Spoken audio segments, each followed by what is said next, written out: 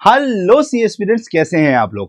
तो quantitative aptitude की आपको क्या सही स्ट्रैटेजी फॉलो करनी चाहिए, आइए उस पर बात करते हैं। सबसे पहले मैं बात करता हूं फर्स्ट स्टेप की। चाहे आपको मैथ्स अच्छी लगती थी, चाहे आपको मैथ्स अच्छी नहीं लगती थी, चाहे आपको लगता था कि यार मेरे को तो मैथ्स हो ही नहीं पाएगी, आपको एक ही काम करना है जो आपका पहला स्टेप होगा, दैट इज फॉर्मूलाज और प्रॉपर्टीज पर्टिकुलर चैप्टर के कैसे बन रहे हैं उसको समझना है। मतलब रटना नहीं है, हमें समझना है कैसे बन रहे हैं।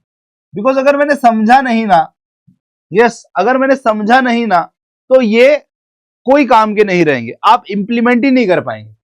और अगर इंप्लीमेंट करने का कोशिश किया तो कुछ क्वेश्चन में इंप्लीमेंट हुए, कुछ में नहीं हुए, और आप गलत करके आएंगे। और एग्जाम में एक्यूरेसी और स्पीड मैटर करेगी।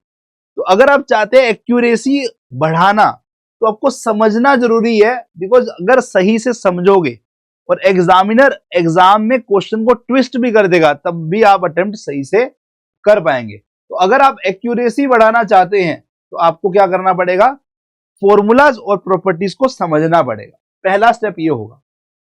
फिर उसके बाद आपको क्या करना चाहिए, आपको जो टीचर पढ़ा रहा है, जैसे अगर आप मेरे साथ पढ़ रहे हो, तो जो क्लास वाले क्वेश्चंस है ना, वो साथ साथ समझने हैं कि सर कर कैसे रहे, सर कैसे कर रहे हैं, सर कैसे कर रहे हैं, इसको समझना है। और आपको लग रहा है कि ये समझ में आ गया और आप उसको खुद से कर सकते हो, तो वैसे साथ साथ क्वेश्चन को करो। और अगर आपको लग रहा है कि पर्टिकुलर टाइप का क्वेश्चन है जहां पे मैं अटक सकता हूं, तो उसको स्टार मार्क कर लो, क्योंकि ये वो चीज है जिस पर हमें कमांड बनानी है। यस, जहां आपको डिफिकल्टी फेस हो रही है। क्योंकि अगर मैं डिफिकल्टी फेस कर रहा हूं और स्टार मार्क नहीं कर रहा हूं, तो इसका मतलब मैं उसको बाद में कभी ध्यान नहीं दूंगा, और यही वो जगह है जहां आप अपना मार्क लूज करना शुरू करेंगे। एग्जाम के अंदर में हमारे पास 1.5 दिन की छुट्टी रहती है, और वो 1.5 दिन की छुट्टी के अंदर में मुझे ये सारे क्वेश्चन करना पॉसिबल नहीं है। जैसे मैं अपनी किताब की बात ही करता हूं, मेरी किताब के अंदर लगभग लगभग 4,000 से 5,000 क्वेश्चन है। आप नहीं कर सकते एग्जाम से पहले। तो हमें क्या करना है, हमें दो काम करने हैं। अगर मैं ये काम कर रहा हूं क्लास में, तो इसके साथ दो काम करने हैं।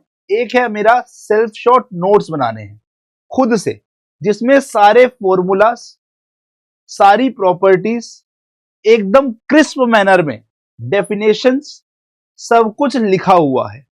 पहला काम। साथ में मुझे क्या करना है, जो ये स्टार मार्क क्वेश्चंस हैं, जो मुझे डिफिकल्ट लगे या जो टीचर ने बताया कि ये इंपॉर्टेंट है, इनको जो है ना मुझे अलग से एक रजिस्टर में बना कर रखना है, ताकि जब भी मैं रिवीजन करूं तो मैं इसको ही रिवाइज करूं। मुझे और कुछ चीजों पे फोकस करने की जरूरत नहीं है। टीचर के इंपॉर्टेंट और जो मुझे लग रहा है, अगर मैंने ये प्रैक्टिस कर लिया तो ऑटोमेटिकली मेरा कॉन्सेप्ट भी रिवाइज हो गया, फॉर्मूलाज भी रिमेंबर हो गए, और मैंने प्रैक्टिस भी इनफ कर ली है। ओके, तो ये आपको रजिस्टर बनाना है। ठीक है, तो पहला स्टेप क्या है, आपको समझना है। क्लास में जो टीचर क्वेश्चन करा रहा है उसके साथ साथ करने हैं। जहां डिफिकल्टी लगेगी उसको स्टार मार्क करना है। नोट्स खुद से बनाने हैं, चाहे फॉर्मूला हो चाहे प्रॉपर्टीज हो, और जो डिफिकल्ट लगेगा यस उसको अलग से रजिस्टर में मेंटेन करना है, including important question. Next, homework के जो क्वेश्चंस है ना, वो बहुत इंपॉर्टेंट है।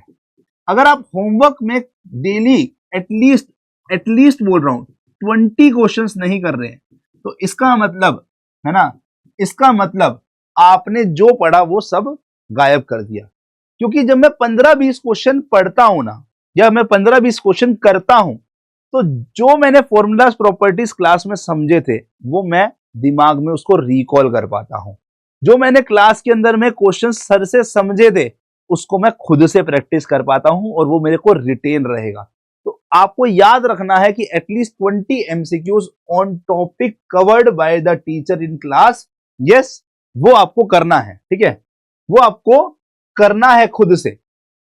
अब जब भी आप अटकोगे तो सीधा सॉल्यूशंस मत देखो, सॉल्यूशन तब देखो जब आपको लगे कि मैंने अपना साम दाम दंड भेद सब कुछ लगा लिया, मैंने हर एक तिकड़म लगा लिया है, इसके अलावा मैं कुछ और नहीं कर सकता। तब आपको सॉल्यूशन की तरफ देखना है। सॉल्यूशन ऐसे मत देखने जाना, ये सबसे बड़ी गलती करते हैं।